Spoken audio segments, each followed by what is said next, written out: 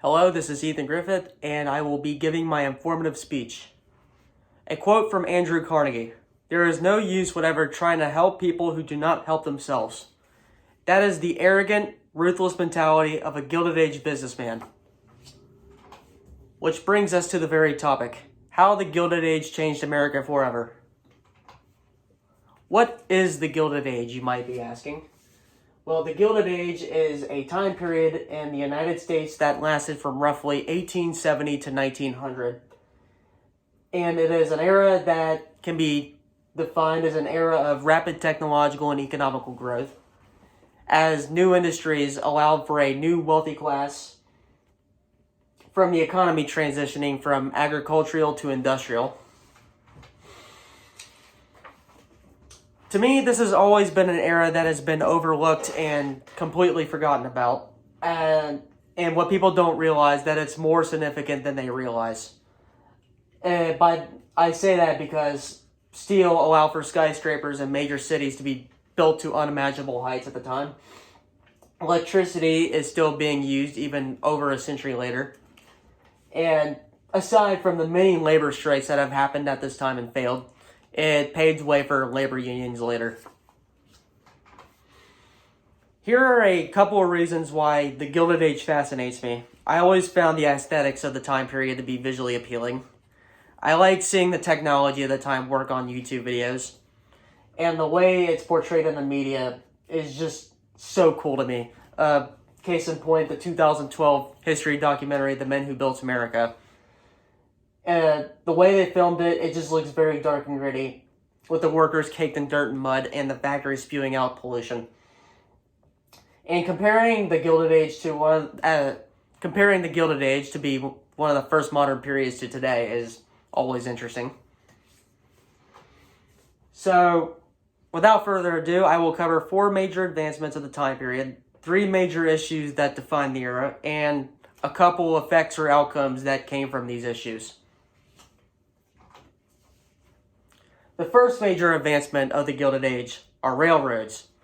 Though they were invented in 1826 by John Stevens, they were heavily industrialized after the Civil War by a self-made man named Cornelius Vanderbilt.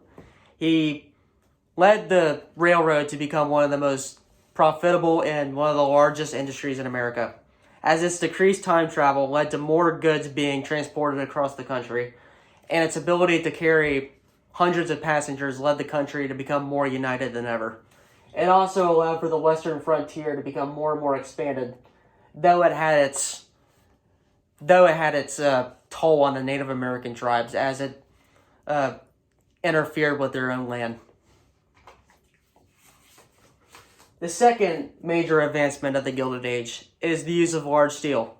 For many centuries up until this point, steel was used to manufacture small items such as weaponry, horseshoes, and smaller tools, as its ability to become made is expensive. Until a Scottish man named Andrew Carnegie, a man who grew up as a poor boy, has been turned into one of the wealthiest men in the world due to his ability to make steel the largest and one of the most profitable industries, along with the railroad industry. And up until this point, buildings have been constructed using brick or wood. But with the population doubling in America in the 1890s, large steel allowed for skyscrapers to be built to 30 to 40 stories, which would have been unimaginable even 10 years prior to this. The third major advancement is oil. This fossil fuel that is drilled true from the ground has the potential to be turned into other fuels such as kerosene or gasoline. Kerosene, a clean burning fuel, allowed for brighter lanterns at night and cooking, even though its flammability caused many fires and tragic deaths. The man responsible for the industrialization of oil is John D. Rockefeller, and his monopoly, which I will cover later. He led to the creation of the company known as Standard Oil Company. Gasoline led to the creation of the internal combustion engine, which later led to the invention of the car. The fourth major advancement to me, is the most important one. Electricity. For thousands of years, the only source of light at night was fire, and the machines that were powered, the machines that did exist up until this point, were powered by human beings. That is until two inventors, Thomas Edison and Nikola Tesla. Nikola Tesla being responsible for AC or alternating current, and Edison being responsible for DC or direct current, were responsible for the birth of electricity. Even though many people accuse Edison of stealing from Tesla, but that's a pretty debatable topic. And I say this is the most important major advancement because it is still being used today, despite it being over a century old. However, the Gilded Age was not good for everybody, aside from the wealthy and the very rich elite, as they took advantage of those of lower income and the working class. And they did that by cutting costs to increase their profit. You know, the rich get richer. And by doing that, that meant lowering the workers' wages and increasing their working hours. Another issue of the Gilded Age, to me, the most disturbing one to many people, is child labor. Children as young as 6 or 7 were hired to work in these miserable conditions that not even fully grown adults these days would be able to handle. The first major issue is greed. Again, as new industries allowed for a new wealthy class that were making millions, most felt that millions wasn't enough, and their ego and their greed got in their way, and they wanted to do just absolutely horrible things to squeeze as much profit out of their own companies and their own workers as possible by making decisions that are just downright morally bankrupt. These decisions, which I will cover later, just meant cutting labor costs in general, as they benefited from that, but their own workers suffered from that. On a side note, the second major issue were the bad working conditions. Again, as their pay was lowered and their hours were increased, this also meant their working conditions were just very miserable.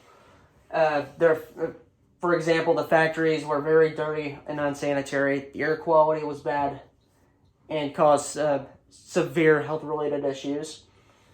The factories also lacked sufficient lighting and ventilation. They were very dark and hot. Machinery that these factories had spewed excessive amounts of fumes that would not even pass EPA regulations today.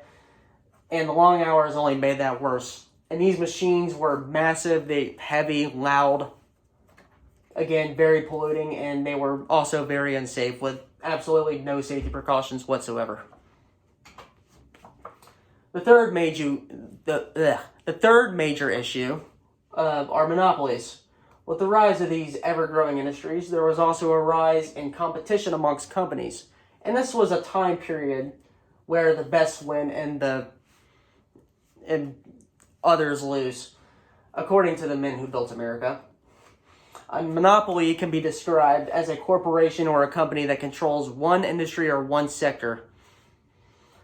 And Rockefeller and Vanderbilt were two prime examples, as they did anything to eliminate or weaken their competition through any means of violence or intimidation.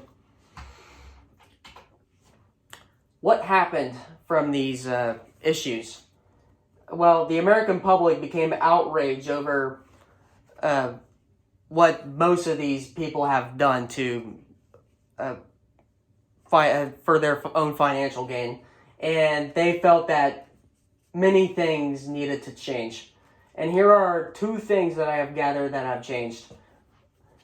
Up until the 1902 anthracite coal strike, governmental reactions have been very limited when it came to these types of situations, because they were usually in favor of the greedy rich and wanted to strike against unions with the greedy rich.